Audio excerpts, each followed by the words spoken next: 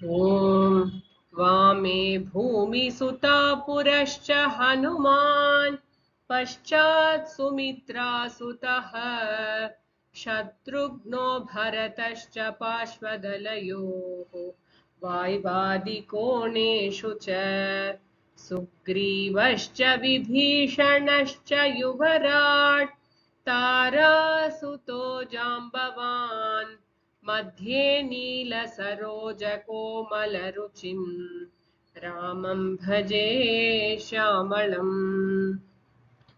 இப்போ நம்ம சுந்தரகாண்டம் பூர்த்தி பண்ணினோம். அடுத்ததாக யுத்த காண்டத்துல நுழையிறோம்.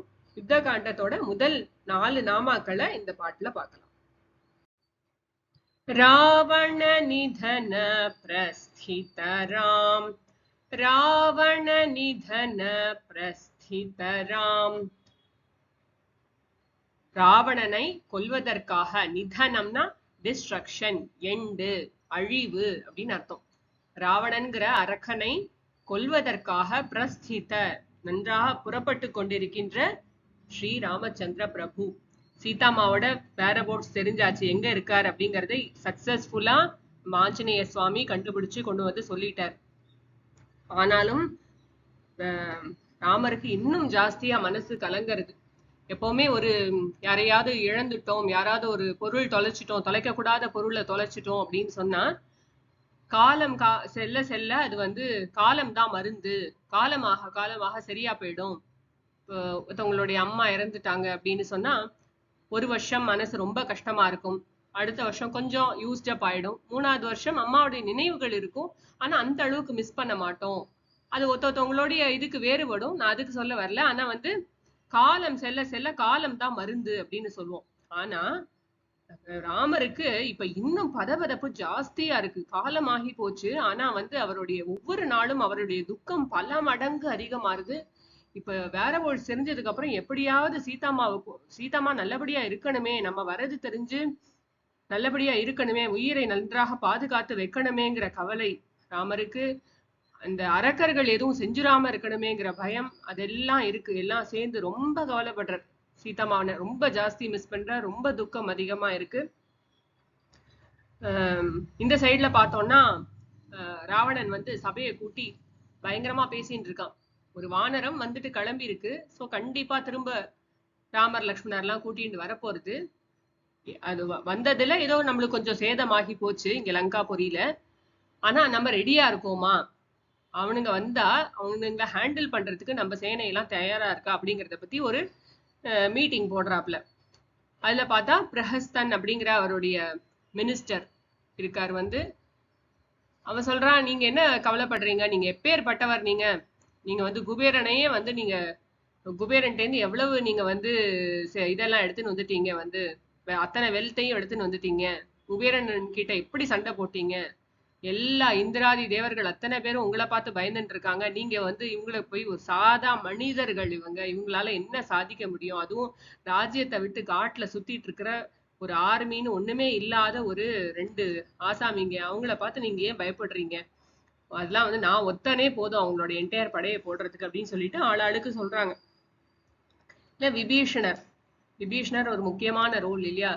விபீஷணர் சாத்விக, இந்த 3 பேருமே ராவணன், கும்பகர்ணன், விபீஷணன், இவங்க 3 பேரும் எதை குறிக்கிறார்கள் அப்படின்னா, ராவணன் வந்து எக்ஸ்ட்ரீம்லி ரஜசிக், பண்ணியே ஆகணும், காரியம் பண்ணியே ஆகணும், அவனுக்கு அத்தை பண்ணு இத்த பண்ணு, இத போய் வெல்த் எடுத்துன்னு வா, எப்பா பாரு சாப்பிடு கூத்தடி, அந்த மாதிரி. கும்பகர்ணன் எக்ஸ்ட்ரீம் ஸ்லம்பர், அவனுக்கு தூங்குறது தான் முக்கியமான தொழில், தாமச புத்தி, அத காமிக்கிறதுக்கு கும்பகர்ணன். விபீஷணன் வந்து சாத்விக அம்சம், தர்மத்தின் படி நிக்கணும், யாராவது தவறுன்னு சொன்னா, தவறான செயலை செஞ்சா அதை வந்து கண்டிச்சு சொல்லணும், அதெல்லாம் வந்து சாத்விக புத்தி தான் அந்த மாதிரி பேசும். தர்மத்தின் படி நிக்கணும் அப்படிங்கிறது சாத்விக புத்தி. சோ அதை வந்து விபீஷணர் கிட்ட நம்ம பார்க்கலாம். சோ இந்த 3 குணங்கள் தான் இந்த 3 பிரதர்ஸா இருக்காங்க. அதுல வந்து கும்பகர்ணனும் சொல்றான், அதெல்லாம் அண்ணா வந்து பண்ணினது தப்புதான், அண்ணா வந்து என்ன பண்ணிருக்கணும், நீங்க என்ன பண்ணிருக்கணும்னா, நீங்க வந்து ராமர் லக்ஷ்மணர் இருந்த போது நேர்ல போய் அவங்கள வந்து சண்டை போட்டு அவங்க 2 பேரும் வதம் பண்ணிட்டு சீதாவை தூக்கிட்டு வந்திருக்கணும். அப்படி சீதாமாவை தூக்கிட்டு வந்திருந்தீங்கன்னா சீதாமாக்கே உங்க மேல ஒரு ரெஸ்பெக்ட் வந்திருக்கும். ராமரை விட பலசாலியான ராட்சசன் இவர் அப்படின்னு சொல்லிட்டு உங்க மேல ஒரு ரெஸ்பெக்டோடயாவது பார்த்திருந்திருப்பா. நீங்க என்னன்னா உல்டாவா பண்றீங்க எல்லாத்தையும்.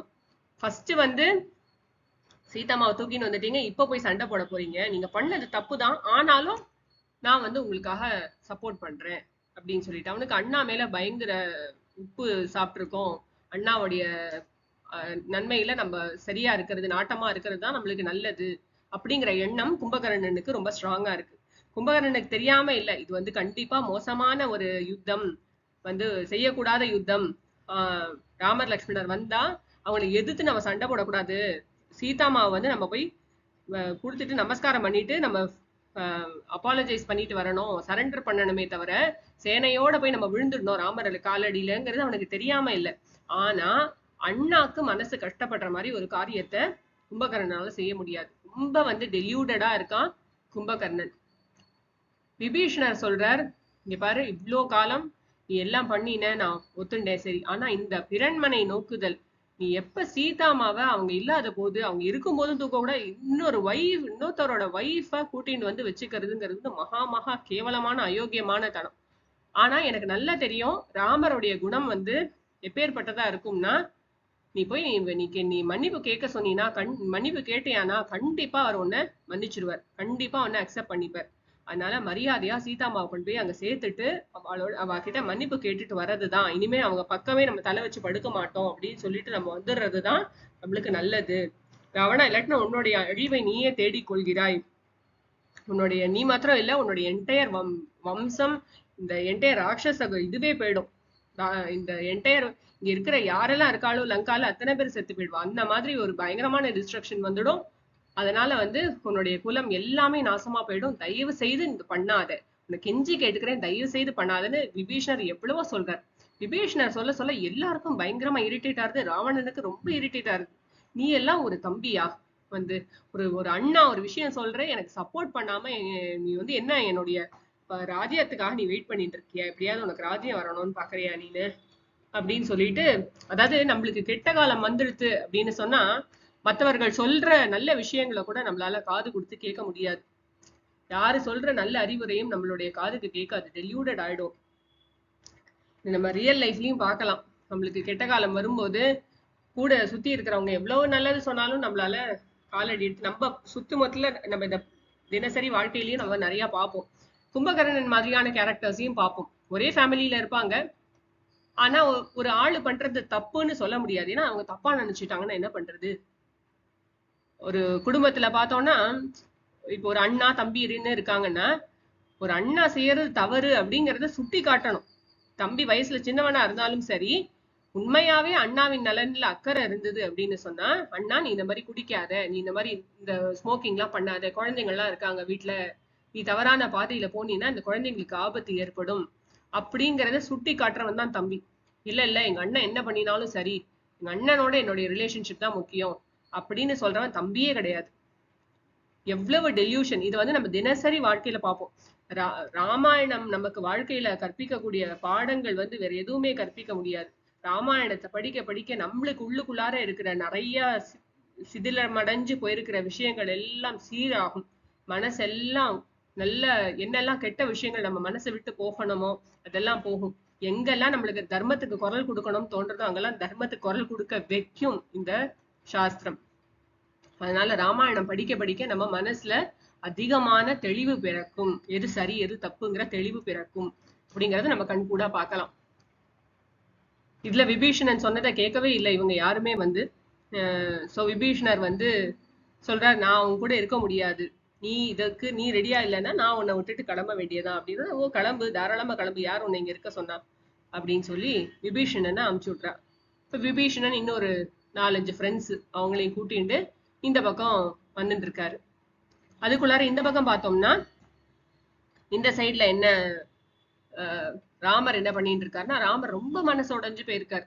எல்லாம் சரிதான், இப்ப சீதாமாவோட வேற முடிச்சு தெரிஞ்சு விட்டு, ஆனா எப்படி போறது, நம்ம எப்படி கடலை கடக்கிறது, எனக்கு வந்து இந்த யுத்தம் பாசிபிளான ஒரு சின்ன சஞ்சலம் ஏற்படுறது அவருக்கு மனசுல. அப்போ நிறைய சொல்றாரு நம்மளுடைய சுக்ரீவ மகாராஜா நிறைய சொல்றார். நீங்க என்ன நினைச்சிட்டு கேளு, இங்க இருக்கக்கூடிய ஒரு வானரமும் உங்களுக்காக உயிரை கூட கொடுக்க தயாராக இருக்கிறார்கள். நீங்க தீல குதின்னு சொல்லுங்க, டபால்னு குதிச்சிருவா. அவ்வளவு எல்லாரும் வெயிட் பண்ணிட்டு இருக்கா சீதாமாவை எப்படியாவது உங்க கூட கொண்டு வந்து சேர்க்கணும்னு சொல்லிட்டு ஒருத்தரும் உயிரை விடுறதுக்கு தயாரா இருக்கா. இப்படிப்பட்ட சேனையை வச்சுட்டு நீங்க அந்த மாதிரி யோசிக்கவே வேண்டாம். ஒருத்தரும் அப்படி ஒரு பலசாலி, உங்க மேல இருக்கிற பிரியத்தினால இன்னும் அதிகமான பலமும் மனோபலமும் உடல் பலமும் வாய்ப்பு பெற்றவர்களாக இவங்க இருக்காங்க. நீங்க பயப்படவே விட, கண்டிப்பா we will cross the ocean அப்படின்னு சொன்னோன்னா எல்லாரையும் கூப்பிட்டு வச்சு பேசுறாரு எப்படி நம்ம கிராஸ் பண்றது அப்படின்னு சொல்லிட்டு. சோ பார்க்கலாம் அப்படின்னு சொல்லிட்டு முதல்ல நம்ம வந்து எல்லாரும் கிளம்பி முதல்ல இப்ப வந்து சதர்ன் கோஸ்டுக்கு வந்தாகணும். மகேந்திர பர்வதத்துக்கு பக்கத்துல இருக்க அந்த கோஸ்டுக்கு வந்தாகணும், சமுத்திர கரைக்கு வந்தாகணும். சோ எல்லா சைன்யங்கள்லாம் திரட்டிட்டு எல்லாரும் கிளம்பி வந்துட்டு இருக்காங்க. வானர சைன்ய சமாவிருதராம், வானர சைன்ய சமாவிருதராம். வானர சைன்யங்களால் நன்கு சூழப்பட்டவரான ஸ்ரீ ராமச்சந்திர பிரபு. எல்லாரும் கிளம்பி நம்ம வந்து முதல்ல இந்த இதுக்கு போறோம், கடற்கரைக்கு போறோம் அப்படின்னோட எல்லாருக்கும் ஒரே குஷி வந்து எல்லாம் ஒரே உற்சாகமா கிளம்புறாங்க. எவ்வளவு படை முன்னாடியே பார்த்தோம் வந்து சுந்தரகாண்டத்திலேயே பார்த்தோம் எவ்வளவு ஒரு கீழையும் எவ்வளவு படம் இருக்கு அப்படின்னு. ஜாம்பவான் கீழ் எத்தனை கரடிகள், எவ்வளவு குரங்குகள், எல்லாரும் பெரிய பெரிய சேனை, மகா சேனா, அத்தனை பேரும் ரெடியா இருக்காங்க. ஒருத்தருக்கும் மூச்சு வந்து ஸ்ரீ ராமச்சந்திர பிரபு அவருடைய வந்து தர்மத்துக்காக நின்னார்னு சொன்னா கண்டிப்பா வந்து ஒருவேளை அயோத்தியால இருந்து அங்கேயிருந்து போயிருந்தா கூட இவ்வளவு பெரிய படம் கிடைச்சிருக்குமான்னு தெரியாது. ஆனா இங்க கடற்கரையில இங்க வந்து காட்டுல இருக்கும்போது எப்பேற்பட்ட படை, ஒருத்தரும் உயிர் மூச்சா ஸ்ரீ ராமச்சந்திர பிரபுக்காக உயிரை கொடுக்கறதுக்கு தயாரா இருக்காங்க. ராமச்சந்திர பிரபுவும் ஒண்ணுத்துலயும் குறை வைக்கிறது இல்ல. அதாவது அங்கேருந்து கிளம்பினோன்னு அழகா டைரக்ஷன்ஸ் கொடுக்குறாரு, யாரு முன்னாடி வரணும், யாரு பின்னாடி வரணும், நடுவுல யாரு வருவா. முன்னாடியே ஒரு படம் அமைச்சு அவங்க எல்லாம் நடந்து போகும்போது வழியில பசிக்கும் இல்லையா, எல்லா சைன்யங்களுக்கு எல்லாம் பசிக்கும், எல்லாருக்கும் சாப்பாடு போட்டாகணும். அதனால பக்கத்துல வந்து எங்க மதுவனம்லாம் இருக்கும், எங்க வந்து அவளுக்கு ஹனி கிடைக்கும் சாப்பிடுறதுக்கு, பழங்கள்லாம் எந்த ஃபாரஸ்ட்ல நிறைய இருக்கும், எங்க போய் ஹால்ட் பண்ணணும், அவளுக்கு நீருக்கான ப்ரொவிஷன்ஸ் எல்லாம் எங்க இருக்கும், அதெல்லாம் அவளை டயர்ட் ஆகாம இருக்கிறதுக்கு என்னெல்லாம் பண்ணணுமோ அவளுக்கு உற்சாகமா பேசி எல்லாரையும் எந்தூசியாஸ்டிக்கா பேசிட்டு எல்லாரையும் கம்ஃபர்டபுளா வச்சுட்டு கிளம்பி வரா. சுக்ரீவ மகாராஜாவும் அப்படியே அவர்கிட்ட வாங்கி ராமச்சந்திர பிரபு என்ன சொல்றாரோ அதை வந்து இன்ஸ்ட்ரக்ஷன்ஸா கொடுக்குறாரு எல்லாருக்கும். வந்து எல்லாரும் இப்படி போங்கோ, முதல்ல வந்து இந்த சைன்யங்கள்லாம் முன்னாடி போகட்டும், இவாள்லாம் பின்னாடி வாங்கோ அப்படின்னு சொல்லிட்டு. அங்கதனுடைய தோல்ல வந்து லக்ஷ்மண சுவாமியும் ஆஞ்சநேயருடைய தோல்ல ராமச்சந்திர பிரபுவும் கூட நடுநடுவுல அவங்க நடந்து வரும்போது டயர்ட் ஆகும் போதெல்லாம் அவ தூக்கிட்டு வரா, ஷோல்டர்ல தூக்கிட்டு வரா. குரங்கெல்லாம் பயங்கர குஷியில வந்துட்டு இருக்கா, எப்படியாவது வந்து இந்த போர்ல ஜெயிச்சாகணும், ராவணனை கிட்ட இருந்து சீதாமாவை மீட்டு கொண்டாகணும் அப்படின்னு சொல்லிட்டு பயங்கர உற்சாகமா வந்துட்டு இருக்கா. வானத்துக்கும் கீழுக்கும் குதிக்கிறதுங்க, ஒரு மரத்துல இன்னொரு மரம் தாவி தாவி போறா. அதுக்கப்புறம் வந்து சில பேர்லாம் பார்த்தா ரெஸ்டே எடுக்க மாட்டேங்கிறாளாம். ஏன்னா வந்து ஒரு காரியம் நம்ம பண்ணிட்டு இருக்கும்போது நடுவுல ரொம்ப ரெஸ்ட் எடுத்தா காரியம் கெட்டு போயிடும், உற்சாகம் கம்மியாயிடும் அப்படிங்கிறதுனால ரெஸ்டே பண்றதுக்கு ரெடியா இல்ல சில வானரர்கள்லாம். இப்ப நம்ம திருவண்ணாமலை கிரிவலம் போறோம் அப்படின்னா பொதுவா நமக்கு சொல்லுவா, ரொம்ப நிறுத்தாத, நடுவுல ரொம்ப மூச்சு வாங்கிட்டு கொஞ்சம் ஆசுவாசமா இருந்தது காலுன்னா 1 நிமிஷம் 2 நிமிஷம் அப்படி நிக்கலாம், நடுவுல ஒரு தண்ணி குடிக்கலாம். பட் ஆனா கண்டினியூஸா நடங்கும், 1 மணி நேரம்லாம் உட்காந்தோம்னா திரும்ப முடிக்கிறது கஷ்டமாயிடும் அப்படின்னு. ஏன்னா மனசு தானே கொஞ்சம் டயர்ட் ஆயிடுச்சுன்னா பாடி கோஆபரேட் பண்றது படுத்த ஆரம்பிச்சிடும். நம்ம திருமலா ஏறும்போதும் நம்ம பார்க்கலாம் அந்த விஷயத்த வந்து. பாலாஜியை பார்க்க போறோங்கிற உற்சாகத்துல போனா கூட போக போக போக கொஞ்சம் டயர்ட் ஆகும். அப்ப ஆகும்போது ரொம்ப நம்மளுக்கு பதட்டமாவும் எப்படிடா முடிக்க போறோம் இதுங்கிற ஒரு களைப்பு வந்துடும். அதனால ரொம்ப உட்காரக்கூடாது அப்படின்னு சொல்லுவோம். இவாளும் அதே மாதிரி உட்காரக்கூடாது, நடுவுல ரொம்ப உற்சாகமா நம்ம வந்து காரியங்களை செஞ்சுட்டு போயாகணும் அப்படின்னு சொல்லிட்டு எல்லாம் ஒரே ஜெய் ஸ்ரீராம் ஜெய் ஸ்ரீராம் ஜெய் ஸ்ரீராம்னு கோஷத்தோட ரொம்ப உற்சாகமா எல்லாரும் கடந்து வரா. மலையா அப்படிங்கிற ஒரு மவுண்டன், அப்புறம் அதெல்லாம் தாண்டி பர்வதங்களை எல்லாம் நிறைய கடந்து மகேந்திர மலைக்கையும் தாண்டி அங்க வந்து சமுத்திர கரையோரமா வந்தாச்சு. வந்து அங்க இருக்கிற வந்தோன்னா அப்பாடின்னு எல்லாரும் தண்ணியில போய் நல்லா ஆசுவாசப்படுத்திட்டு ஒரு இடமா வந்தாச்சு அப்படின்னு சொல்லிட்டு, இதுவே பெரிய எவ்வளவு பெரிய சைன்யம் எப்படி வந்திருக்காவா வந்து சில பேர்லாம் நடுவுல வந்து நான் பாரு நான் லங்கையை நான் மொத்தம் போனா போதும் நான் போய் காலி பண்ணிடுவேன் அப்படின்லாம் சில வானரர்கள்லாம் குதிச்சுன்னு வரா. எல்லாரும் வந்தோடனே அதுல இன்ஸ்ட்ரக்ஷன் வேற கொடுத்திருக்காரு ஸ்ரீராமர், நீங்க எல்லாம் வரையில் சரி, ஆனா நடுவுல எந்த கிராமத்து ஜனங்கள் யார் நிறைய கிராமத்தெல்லாம் கிராஸ் பண்ணி வருவா இல்லையா, அப்ப அந்த மாதிரி எல்லாம் வரும்போது நடுவுல யாருக்கும் தொந்தரவு கொடுக்க கூடாது, யாரு வீட்டு பொருளையும் போய் எடுக்க கூடாது, அதெல்லாம் இன்ஸ்ட்ரக்ஷன்ஸ் கொடுத்திருக்காரு ஸ்ரீராமர். அதனாலதான் இவாளுக்கு வந்து பசி தாகம் வந்துன்னா எங்கேயாவது போயிடக்கூடாது அவா அப்படிங்கிறதுக்காக தான் அதற்கான ப்ரொவிஷன்ஸையும் எல்லாரையும் பத்தி யோசிக்கிறார் ஸ்ரீராமச்சந்திர பிரபு. அப்புறம் எல்லாரும் வந்து ஒரு வழியா உட்கார்ந்தோடனே சுக்ரீவன்லாம் அவா ரெஸ்ட் பண்ண போனோடனே ராமர் லக்ஷ்மணர் மாத்திரம் இருக்கா. அப்போ ராமர் சொல்ற திரும்பவும், எனக்கு ரொம்ப கவலையாவே இருக்கு மனசு, எப்படியாவது போய் சீதாமாவை சீக்கிரமா கூட்டின்னு வந்துட்டா தேவலாம், ரொம்ப மனசு சங்கடப்படுறது எனக்கு அப்படின்னு. நீ கவலைப்படாதீங்கன்னா, இப்ப நம்மளுக்கு வந்து காரிய சித்தியில தான் நம்மளுடைய கண்ணு இருக்கணும். நம்ம வந்து டிப்ரெஷன்ல நம்ம மனசு கொடுத்தோம் அப்படின்னா, நம்ம ஒரு ஒரு நெகட்டிவ் தாட் கொடுத்தோம் அப்படின்னாக்கா நம்மள வந்து அதுவே நம்மள அழிச்சிடும். கவலைப்படுறதுக்கு விஷயம் இல்ல, இவ்வளவு பேர் இருக்கா சுத்தி, நீங்க பயப்படாதீங்கோ, நல்லபடியா நம்ம சீக்கிரமா போய், அதெல்லாம் சரிதான் லக்ஷ்மணா புரியுறது, ஆனா நான் சீதாமா ரொம்ப மிஸ் பண்ணேன், ரொம்ப சீக்கிரமா நம்மளுக்கு வந்து இதுக்கான ஒரு சொல்யூஷன் வரப்போறது, நீங்க கவலைப்படாதீங்கோ. இப்ப நம்மளுடைய ஃபோக்கஸ் எல்லாம் வந்து போர் பண்றதுலதான் நம்மளுடைய மனசெல்லாம் இருக்கணும் அப்படின்னு சொல்லிட்டு சொல்றாரு வந்து. எப்படி இந்த போஸ்டை இப்ப கடக்க போறா அப்படிங்கறத பத்தி டிஸ்கஸ் பண்ணி ஆகணும். அதுக்கு கவுன்சில் மினிஸ்டர்ஸ் எல்லாம் கூப்பிடுறார். ஆஞ்சநேயர், சுக்ரீவன், அங்கதன், ஜாம்பவான், நலன் எல்லாரையும் வச்சுட்டு நிறைய டிஸ்கஸ் பண்றாங்க. முதல் 2 நாமாவே ஒரு வாட்டி பாடலாம். ராவண நிதன பிரஸ்திதராம் வானர சைன்ய சமாவிருத்தராம். அதுக்கப்புறமா शोषित सरिदिशार्थितरां शोषित सरिदिशार्थितरां. சோஷணம் அப்படின்னா சோஷித்த அப்படிங்கிறது என்னன்னா வற்ற செய்தல், எம்டி பண்ணுதல் அப்படின்னா என்ன அர்த்தம், எதை சரிதி ஈஷ, சரித் ஈஷ, சரித்னா ஓஷன், அதனுடைய ஈஷன் யாரு, வருண தேவன். இந்த கடலுக்கெல்லாம் வந்து இந்த சமுத்திரத்துக்கெல்லாம் தெய்வம் யாரு, தேவன் யாரு, யாரு லீடர் அப்படின்னா வருண தேவன். வருண தேவனை முதல்ல என்ன பண்ணார் வந்து, 3 பேரும் எல்லாரும் சேர்ந்து டிஸ்கஸ் பண்றா என்ன பண்ணணும் அப்படின்னு சொல்லிட்டு. அப்போ வந்து ராமர் வந்து கடல் அரசனை பிரார்த்தனை பண்ணணும், வந்து வழி விட்டு இந்த படை வந்து அந்த பக்கம் கிராஸ் பண்ணி போறதுக்கு வழி விடணும், கடல் வந்து வழி விடணும் அப்படின்னு சொல்லிட்டு ராமர் என்ன பண்றார், ஒரு தர்பாசனத்தை போட்டுண்டு உபவாசத்துல உட்கார்றார், உட்கார்ந்து பிரார்த்தனை பண்றார். 3 நாள் கடந்தது, எதுவும் சாப்பிடல. வருண தேவனை பிரார்த்தனை பண்ணிட்டு அவர் பிரார்த்தனை பண்ணிட்டே இருக்கார். 3 நாள் கடந்து போயிடுத்து. ராமருக்கு ஆல்ரெடி ரொம்ப டிப்ரெஸ்டா இருக்கார், லேட் ஆறுது, இன்னும் சீதாமா போய் பார்த்தாகணும்னு சொல்லிட்டு 3 நாள் கழிச்சும் வருண தேவன் வந்து எதுவும் செவி மடுக்கவில்லை அப்படின்னோட அவருக்கு பயங்கர கோபம் வந்தது.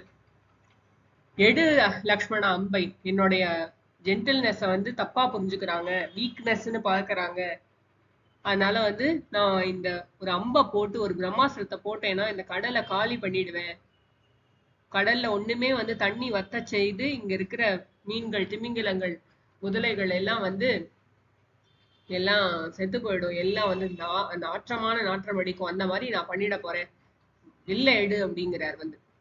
எப்படி பண்ணுவா, ஃபர்ஸ்ட் வந்து ஒரு அம்மா வந்து குழந்தைகிட்ட பிரார்த்தனை பண்ணுவா, ப்ளீஸ் கொஞ்சம் படிச்சுடேன், நாளைக்கு பரீட்சை இருக்கு, படிச்சிரு. இல்ல நான் டிவி தான் பார்ப்பேன் அப்படின்னு சொல்லிட்டு 1 மணி நேரம் டிவி வேணா, சொன்ன பேச்ச கேட்க போறியா இல்லையா அப்படின்னு ஒரு குரல் உசத்தி ஒரு ஒரு இது பண்ணினோட உடனே அந்த குழந்தை கேட்கும். அந்த மாதிரி வந்து பகவான் நினைச்சிருந்தா முதல்லயே கூட இதை பண்ணிருக்க முடியும். ஆனா வந்து எல்லாத்துக்கும் ஒரு முறை இருக்கு இல்லையா, ஃபர்ஸ்ட் எல்லாமே வந்து அவருடைய ஹம்பிள்னஸ், அவருடைய தர்மா பாயிண்ட் ஆஃப் வியூல இருந்து தான் எல்லாமே ஆபரேட் பண்ணுவார். சோ அதை வந்து சொல்லி முதல்ல பிரார்த்திச்சு பார்த்தார், கேட்கல. அதுக்கப்புறம் வில்ல எடு லக்ஷ்மணா அப்படின்னோட அங்க வருணதேவன் வரார். அவர் கோவப்பட்டோடனே அங்க வந்து பயங்கரமா வந்து அலிகேட்டர்ஸ் எல்லாம் இருக்கும் இல்லையா சீல, அதெல்லாம் எழுந்து குதிக்கிறது பயங்கரமா. இப்ப வருணதேவன் முன்னாடி வந்து சொல்ற, ஸ்ரீ ராமச்சந்திர பிரபு உங்களுக்கு நமஸ்காரம், நான் வந்து ஏன் அமைதியா இருந்தேன் அப்படின்னு சொன்னா என்னால எதுவும் செய்ய முடியாது, இது வந்து நீங்கள் விதித்த விதியை நீங்களே மீற முடியாது, இப்ப இயற்கை வந்து இப்படிதான் இருக்கணும், தென்னை மரத்துல தேங்காய் மேலதான் காய்க்கணும் அப்படிங்கிறது இயற்கையோடைய நியதி. அது வந்து பகவான் சிருஷ்டி பண்ணும் போதே அந்த மாதிரிதான் சிருஷ்டி பண்ணியிருக்காரு. ஒரு விஷயம் இப்படிதான் நடக்கணும் அப்படிங்கிறது சிருஷ்டி பண்ணப்பட்டிருக்கு. நம்ம உடம்புல வந்து ஒரு டைஜஸ்டிவ் சிஸ்டமா இருக்கட்டும், ஒரு செல்லோடைய மல்டிபிளிகேஷனா இருக்கட்டும், எல்லாமே starting from the minute detail to the biggest thing on earth, எல்லாமே வந்து இப்படிதான் இருக்கணும் அப்படிங்கிறது இயற்கையுடைய நியதி. ரிவர் வந்து இப்படிதான் ஃப்ளோ ஆகணும், ஒரு மேல் இடத்துல இருந்தா கீழ் இடத்துக்கு போகும், திரவியம் வந்து இப்படிதான் இருக்கும் அப்படிங்கிறது எல்லாமே வந்து பகவான் விதிச்சிருக்கிற நியதி. அதே மாதிரிதான் நம்மளுடைய கர்மங்களுக்கு என்ன பலன் கொடுக்கணும் அப்படிங்கறதும் வந்து, அதனாலதான் பகவானால எதுவும் செய்ய முடியாது. நம்ம செய்த கர்மங்களுடைய பலனை நம்ம தான் அனுபவிச்சு ஆகணும்.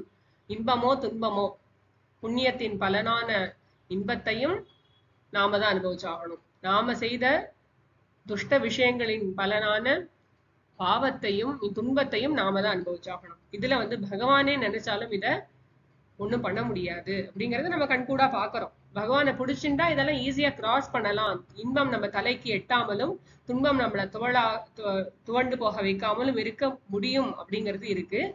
பக்தினால இதெல்லாம் கடக்கலாமே தவிர, நம்ம இந்த உலகத்துல பிறந்தாச்சுன்னு சொன்னா இந்த நியத்தியெல்லாம் மாற்றுறதுக்கு பகவானுக்குமே வந்து சக்தி கிடையாது. கர்ம பல தாத்தா பகவான். நம்ம செய்த கர்மங்களுக்கு ஏற்ற வினையின் பயன்களை கொடுப்பாரே தவிர, வினையை நல்லபடியா செய்யறதுக்கு நம்மளுக்கு அனுகிரகம் பண்ணுவாரே தவிர, நல்வினை செய்யறதுக்கு நம்மள தூண்டுவார். நம்மளுக்கு நிறைய அதுக்குதான் நம்ம வேண்டுறோம், பகவானே என்ன நல்ல வழியில என்ன போகிறதுக்கு பண்ணு, தர்மத்தை விட்டு நான் விலகாமல் இருக்கும்படி செய் அப்படின்னு தான் நம்ம பிரார்த்தனை பண்றோம். ஆனா நம்ம இதுக்கு முன்னாடி என்னெல்லாம் செய்தோம் அப்படிங்கிறது நமக்கு தெரியாது. சோ அதுக்கான பலன்களை நம்ம அனுபவிச்சுதான் ஆக வேண்டியதா இருக்கு இல்லையா? அந்த மாதிரிதான் வந்து இங்கேயும் வந்து முதல்ல வந்து பகவான் வந்து கோவமா சொல்றார். ஆனா வந்து அந்த வருண பகவான் வந்து சொல்றார், நீங்க விதிச்ச விதி இல்லையா, இதெல்லாம் பகவானே நினைச்சாலும் இதை மாற்ற முடியாது.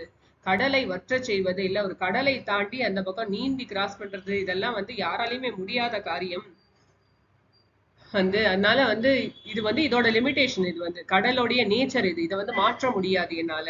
ஆனா என்னால உங்களுக்கு ஒரு விஷயம் செய்ய முடியும். நான் வந்து நலன், அதாவது விஸ்வகர்மாங்கிறவர் வந்து ஆர்கிடெக்ட் ஆஃப் காட்ஸ், அவருடைய வழி வந்தவர் இந்த நலன் அப்படின்னு சொல்லிட்டு, அந்த நலனை வந்து நான் உங்களுக்கு இந்த கடலை தாண்டி போறதுக்கு பிரிட்ஜி பாலம் கட்டுறதுக்கு நான் உங்களுக்கு ஹெல்ப் பண்ண சொல்றேன். அவர் வந்து எல்லாம் பண்ணுவார். வந்து என்ன போட்டாலும் அதை தாங்கிக்கிறேன். மரத்தை தூக்கி போட்டாலும் எது போட்டாலும் கல்லை தூக்கி போட்டாலும் அது மூழ்காதபடி நான் வந்து அந்த பிரிட்ஜு கட்டுறதுக்கு நான் வந்து தாங்கிக்கிறேன் அப்படின்னு சொல்றாரு. அப்படின்னு சொன்னோன்னே ஒரே குஷி ஆயிடுத்து. சரின்னு சொல்லிட்டு பகவானுக்கும் புரியறது. அதனால வந்து இனிமே வந்து பாலம் கட்டுற பணியில நம்ம ஈடுபட்டாகணும் அப்படின்னு சொல்லிட்டு எல்லா வானர சைன்யமும் ஆரம்பிக்கிறது அந்த பிரிட்ஜு கட்டுற பணிய. எல்லாம் தன்னால முடிஞ்ச பெரிய பெரிய போல்டர்ஸும் பெரிய பெரிய மரக்கிளைகள் என்னெல்லாம் கொண்டு வந்து போட முடியுமோ எல்லாத்தையும் போட்டு ஒரு பாலத்தை கட்டுறா. அந்த பணியில அவெல்லாம் ஈடுபடுறா. ராவண நிதன பிரஸ்திதராம் வானர சைன்ய சமாவிருதராம் சோஷித சரிதீஷார்த்திதராம். நம்ம பார்த்தோம் இதுக்கு முந்தின நாமால. ஃபர்ஸ்ட் வந்து கடல் வற்றி போய் நம்ம கிராஸ் பண்றதுக்கு வழி விடணும் அப்படின்னு ராமர் பிரார்த்தனை பண்ணார். அதுக்கப்புறம் ராமருக்கு கோபம் வந்தோடனே கடல் அரசன் பிரார்த்தனை பண்ணார், நீங்க வந்து பொறுத்துக்கணும், இது என்னுடைய நேச்சர், என்னால வந்து கடலை வற்ற செய்ய முடியாது, ஆனா நீங்க வந்து தாராளமா பாலம் கட்டிக்கலாம், அதுக்கு நான் எல்லா உபகாரமும் பண்றேன்னு சொல்லிட்டு பிரார்த்தனை பண்ணிட்டார் இல்லையா? இப்ப அடுத்த நாம விபீஷணாபயதாயகராம். விபீஷணாபயதாயகராம், விபீஷணுக்கு அபயம் அளித்த ஸ்ரீராமச்சந்திர பிரபு. அபயதாயக. விபீஷணர் வந்து அங்கேருந்து கிளம்பியாச்சு, ஸ்ரீலங்காலேருந்து கிளம்பி வானத்துல வந்துட்டு இருக்காரு. வந்து பறந்துதான் வரா. வந்து கூட 4-5 ஃப்ரெண்ட்ஸ் வேற சேர்ந்து வரா.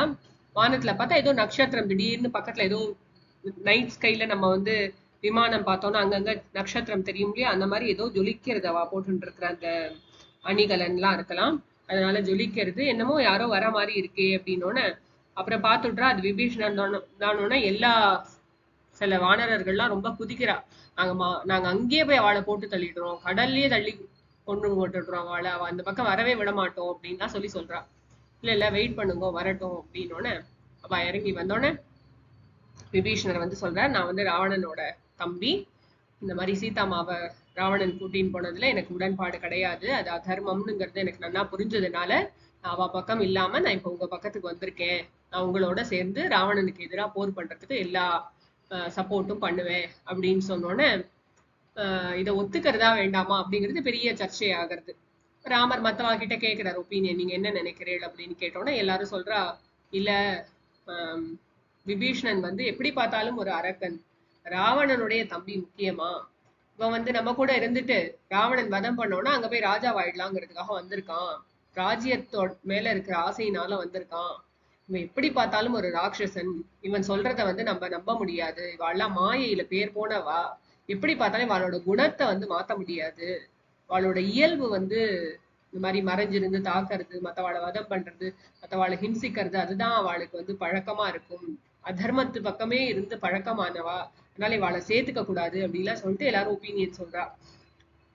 அப்போ ராமச்சந்திர பிரபு ஆஞ்சநேயர் கிட்ட கேட்கிறார், நீங்க என்ன நினைக்கிறீர்கள் இதை பத்தி, சேர்த்துக்கலாமா வேண்டாமான்னு. அவர் சொல்றாரு, உங்களுக்கு தெரியாத விஷயம் இல்ல பிரபு, நீங்க வந்து எங்க கிட்ட எல்லாம் கேட்கணும்னே, ஒப்பீனியன் கேட்கணும்னு கூட அவசியம் கிடையாது, ஆனா நீங்க எங்க கிட்ட எல்லாம் கேட்கறதுனால நான் சொல்றேன். ஒரு மனுஷன் வந்து நீங்க டெஸ்ட் பண்ணலாம் சொல்றா எல்லாரும், அவரை வந்து 2-3 நாள் அவருடைய குவாலிட்டில எப்படி இருக்கு, அவருடைய பிஹேவியர் எப்படி இருக்கு, அவர் மனசுல உண்மையாவே என்ன எண்ணங்கள் இருக்குங்கிறத பார்த்துட்டும் சேர்த்துக்கலாங்கிறா வந்து.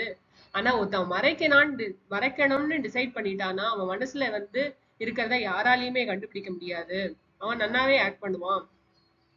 ஆனா என்ன பொறுத்த மட்டுக்கும் அவனுடைய முகமும் அவனுடைய பாடி லாங்குவேஜ், அவன் பேசுற விதத்தெல்லாம் வச்சு அவன் வந்து கில்ட் ஃப்ரீயா வந்திருக்கான், நம்ம கூட சேர்ந்து ராமகாரியம் கைக்கரியம் பண்ணணுங்கிற ஒரு எண்ணத்துலதான் வந்திருக்கான், உங்களுக்கு சப்போர்ட் பண்ணணும், தர்மத்து பக்கம் சப்போர்ட் பண்ணணுங்கிறதுக்காக வந்திருக்கான், அவனை வந்து சேர்த்துக்கிறது தான் தர்மம்ங்கிறது எனக்கு தோன்றதுன்னு ராமச்சந்திர பிரபுவுக்கு ஒரே குஷி. யாராவது சிமிலர் லைன் ஆஃப் தாட் இல்லையா, இவர் என்ன நினைக்கிறாரோ அப்படியே அவர் வந்து அறிமாறாம சொல்றாரு, அவர் மனசுல இருக்கிற விஷயத்த ரொம்ப சந்தோஷப்படுறாரு. ஆமா எனக்கும் அப்படிதான் தோன்றது. ஆனா சுக்ரீவன் சொல்றான், இல்ல இல்ல நம்ம வந்து ஒரு அண்ணனை விட்டுட்டு வந்தவனை எப்படி நம்ம வந்து நம்மளை விட்டுட்டு போக மாட்டாங்கிறது மாத்திரம் என்ன நிச்சயம் அப்படின்னு. அதுக்கு ராமச்சந்திர பிரபு சொல்றாரு வந்து, எல்லாரும் வந்து பரதன் மாதிரி இருப்பாளா என்ன, அப்படியே ஒருவேளை ராஜ்யம் வேணும்னு ஆசைப்பட்டா கூட அதுல என்ன தப்பு இருக்கு, அவளோட ராஜ்யம் தானே அது அப்படின்னு சொல்லிட்டு அவர் மனசுல தோன்றது வந்து, வாலிய வதம் பண்ணி தானே சுக்ரீவனுக்கு அந்த ராஜ்யம் கிடைச்சது, அதே மாதிரி தானே இதுவும். ஆனா வந்து ஒரு ஸ்மைல் பண்றார், லக்ஷ்மண சுவாமியை பார்த்து ஸ்மைல் பண்றார், பரதனை மாதிரி பார்க்க முடியுமா லக்ஷ்மணா, என்னதான் இருந்தாலும் பரதன் மாதிரி வராது இல்லையா, அப்பா நம்மளெல்லாம் எப்படி சொல்லி வளர்த்துருக்கா அப்படின்னு சொல்லிட்டு ஒரு சொட்டு கண்ணீர் விட்டுறாரு அங்க பரதனை நினைச்சுட்டு.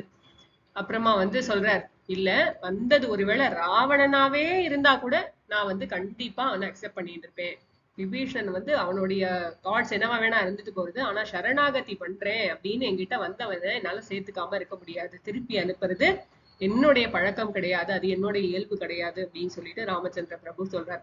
நம்மளுக்கு ரொம்ப ரொம்ப முக்கியமான ஒரு கட்டம் இது.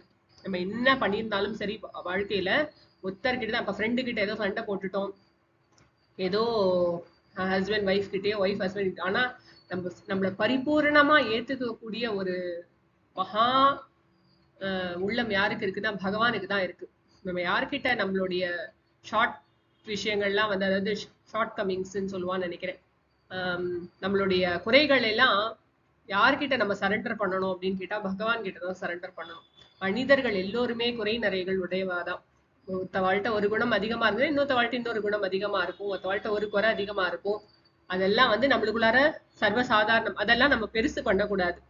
குறை நிறைகளை அகற்றி வச்சுட்டு நம்ம ஃபோக்கஸ் பண்ண வேண்டியது பகவானுக்கும் நமக்கும் இருக்கக்கூடிய ரிலேஷன்ஷிப், தர்மத்தின்படி எப்படி நம்மள செலுத்துவார் பகவான், பகவானை பிடிச்சுக்க நம்மளுக்கு தர்மத்தின்படி, தர்மத்து மேல நிறைய ருச்சி வரும், தர்ம மார்க்கமா தான் போவோம், நேரத்தை வீணடிக்க மாட்டோம், பொருளை வீணடிக்க மாட்டோம், காலத்தை வீணடிக்க மாட்டோம், நம்மளுடைய எல்லா நல்ல சக்தியும் நல்ல விஷயங்களுக்காக உபயோகப்படும், நாட்டின் நன்மைக்காகவும் நம்மளுடைய நன்மைக்காகவும் குடும்ப நன்மைக்காகவும் எல்லா நல்ல காரியங்களிலும் நம்மளுடைய மனசு போகும். நம்ம மற்றவாளுடைய குறை நிறைகளை பற்றி பேசி பேசி நம்மளுடைய காலத்தை கழிக்காம நம்ம சரண்டர் பண்ண வேண்டியது ஸ்ரீ ராமச்சந்திர பிரபுவின் சரணார விந்தங்களில் தான். வேற ஒண்ணுமே இதுல வேற எங்கேயும் போய் எதையும் சொல்றதுக்கு நமக்கு ஒண்ணுமே கிடையாது. அதுதான் நம்ம இந்த விபீஷண சரணாகத்திலேருந்து நம்ம தெரிஞ்சுக்கிற விஷயம். விபீஷணாபயதாயகராம் நம்ம யுத்த காண்டத்தோட பார்த்த முதல் 4 நாமாக்களை ஒரு வாட்டி பாடிட்டு இந்த செஷனை பூர்த்தி பண்ணலாம்.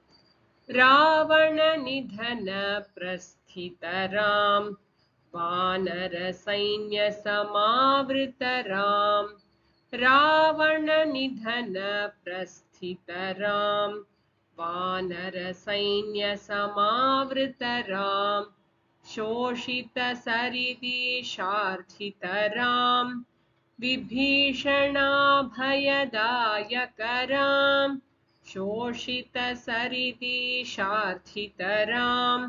विभीषणाभयदायकरां. இதோட இந்த செஷனை பூர்த்தி பண்ணலாம். அடுத்த நாமாக்களை அடுத்த செஷன்ல பார்க்கலாம். जय श्री सीता समेत श्री रामचंद्र प्रभु जी की जय.